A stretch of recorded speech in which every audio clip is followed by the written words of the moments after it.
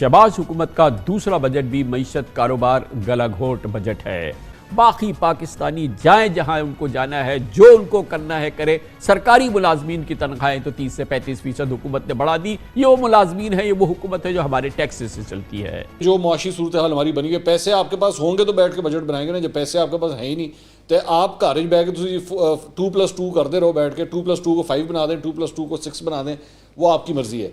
आप ये देखिए कि पाकिस्तान में टैक्सों की कलेक्शन इतनी कम है कि पूरे पाकिस्तान से जो शहरी जायदाद है उस पर 20 अरब रुपए टैक्स जमा होता है, जबकि इंडिया में एक शहर है मुंबई जो तकरीबन कराची के बराबर है, वहाँ से उसकी म्यूनिसिपल कॉरपोरेशन 120 अरब रुपए का टैक्स जमा करती है। हुकूमत ने टैक्स और खर्चों के जो अहदाफ रखे हैं वो हकीकत से काफ़ी दूर है, कोसों दूर है। 14,460 अरब रुपए का ये बजट पेश किया गया है और तरक्याती मंसूबों के लिए मजमूई तौर पर 1150 अरब रुपए तारीखी रकम जो है मुख्तस की गई है।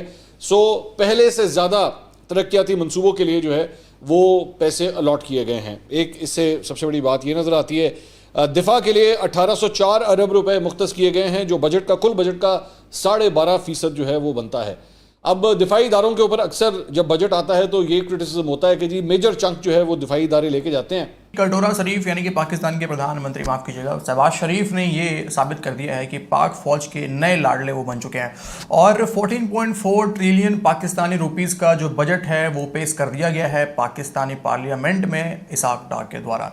और इसमें सबसे बड़ी बात दोस्तों ये है कि लगभग आधा यानी ऑलमोस्ट 50% जो है वो पाकिस्तान कर्जा चुकाने में लगाएगा इस बजट का, और बजट का 12.5% जो है वो लेगी पाकिस्तानी फ़ौज, और साथ ही साथ उनके जो सैलरी है उसमें भी बढ़ोतरी किया गया है।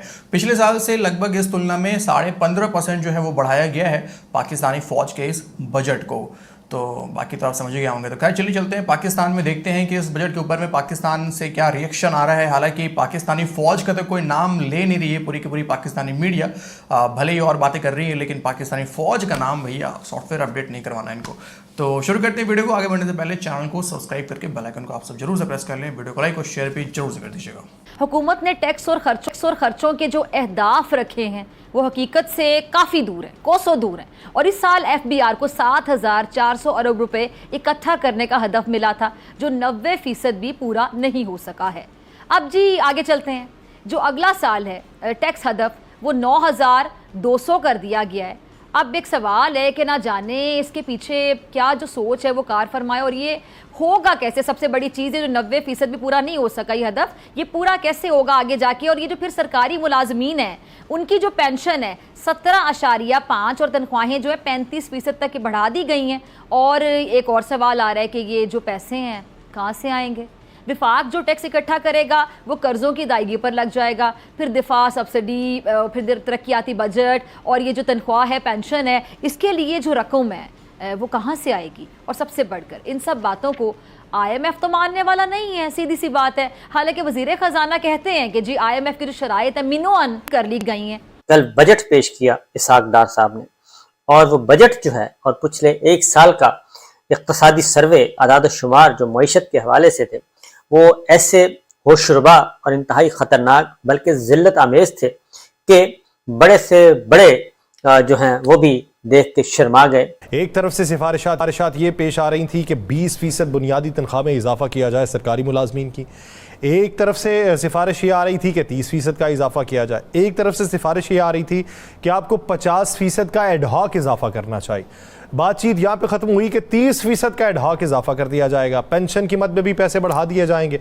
और यूँ वफाकी काबीना ने बजट को मंजूर करने के बाद फिर असम्बली में भेजा और असम्बली में तवील तरीन बजट तकरीर की वज़ीर ख़जाना इसहाक डार साहब ने। अब इसहाक डार साहब को यह भी क्रेडिट जाता है कि पाकिस्तान के अंदर सबसे ज़्यादा बजट पेश करने का सेहरा भी उन्हीं के सर पे है। अब मौजूदा सूरत हाल के अंदर जहाँ पर 14,460 अरब रुपए हजम का बजट पेश किया गया है, वहाँ पर जो मुलाजमतों के हवाले से बातचीत हुई, जो पेंशन्स के इजाफे के हवाले से बातचीत हुई, जो तरक्याती बजट के हवाले से बातचीत हुई, जो EOBI फंड्स के हवाले से बातचीत हुई, जो बेनज़ीर इनकम सपोर्ट प्रोग्राम में तोसी के हवाले से बातचीत हुई, बहुत अच्छी बातें हैं जो सुनने को मिली। लेकिन इसके पीछे पैसा कहां से जनरेट होगा? ये बजट खसारा आप 7,000 अरब रुपए का एक्सपेक्ट कर रहे हैं, लेकिन हमने जितनी भी उम्मीद लगाई है, जितना भी हदफ रखा, हम एक हदफ वो है जो जिससे इजाफे में जाते हैं और बाकी तमाम अहदाफ वो हैं जिससे कमी का सामना हमें करना पड़ता है।